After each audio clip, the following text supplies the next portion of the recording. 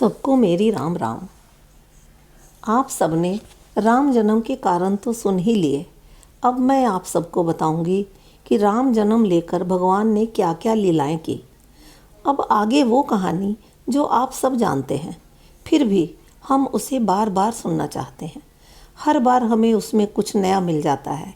आज मैं आपको सुनाने की कोशिश करती हूँ। भारत देश में अयोध्या नामक पवित्र नगर है।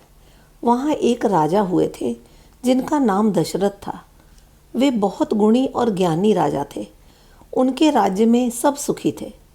उनकी 3 रानियां थीं। सबसे बड़ी रानी कौशल्या, दूसरी कैकेयी और सबसे छोटी का नाम सुमित्रा था। उनकी रानियां भी बहुत पवित्र आचरण वाली थी।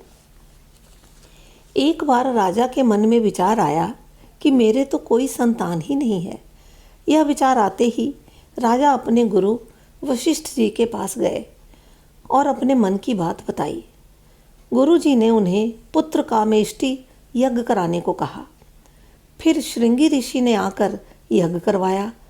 यज्ञ पूरा होने पर यज्ञ भगवान प्रकट हुए और उन्होंने राजा दशरथ को खीर का प्याला दिया और कहा, ये यज्ञ भगवान का प्रसाद है, जाकर अपनी रानियों को खिला देना। समय आने पर इनके आशीर्वाद से आपको संतान की प्राप्ति जरूर होगी। समय बीतने पर राजा के यहाँ 4 पुत्र हुए।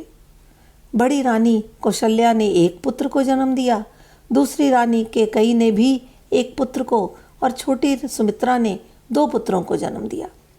पुत्र जन्म का सुनकर राजा बहुत खुश हुए। खुश होकर उन्होंने बहुत सा धन बांटा। ब्राह्मणों और प्रजा को बहुत बधाइयाँ देकर सबको खुश कर दिया। प्रजा बहुत खुश थी। एक दिन राजा ने बच्चों के नामकरण के लिए गुरु को बुलाया। जब गुरु जी ने बच्चों को देखा तो देखते ही रह गए। इतने सुंदर बालक उन्होंने पहले कभी नहीं देखे थे। गुरु जी ने पहले का नाम राम, दूसरे का भरत, तीसरे का शत्रुघ्न और चौथे का लक्ष्मण रखा। चारों भाई बहुत सुंदर थे। राजा रानी उनके बचपन की लीलाएं देख देख कर बहुत खुश होते थे। समय बीतता गया। चारों भाई बड़े हो गए। क्षत्रिय थे, अब हाथों में धनुष बाण भी आ गए। उनके हाथों में धनुष बाण बहुत सुंदर लगते थे। जब वे नगर में जाते तो सारे लोग उन्हें देखने के लिए अपने अपने घरों से बाहर निकल पड़ते। राजा दशरथ के राज्य में सब सुख से रहते थे। एक मुनि थे, उनका नाम था विश्वामित्र। वे वहीं पवित्र जगह पर अपना आश्रम बनाकर रहते थे और वहीं जप तप और यज्ञ किया करते थे। लेकिन वो बहुत परेशान थे। मारीच और सुबाहु नाम के 2 राक्षस थे। वो हमेशा उनके यज्ञ में बाधा डालते थे, कभी भी उनका यज्ञ पूरा नहीं होने देते। विश्वामित्र राक्षसों से बहुत परेशान थे। वो सोचने लगे कि इतने विशाल और बलवान राक्षसों को तो स्वयं भगवान के सिवा कोई नहीं मार सकता। सुना है भक्तों का दुख दूर करने के लिए भगवान ने राजा दशरथ के घर जन्म लिया है। उन्हीं के पास जाता हूँ, दर्शन भी कर लूँगा और मदद भी मांग लूँगा। वे राजा के पास गए। राजा ने उनका खूब आदर किया। गुरु विश्वामित्र ने अपने यज्ञ की रक्षा के लिए राम और लक्ष्मण को मांगा।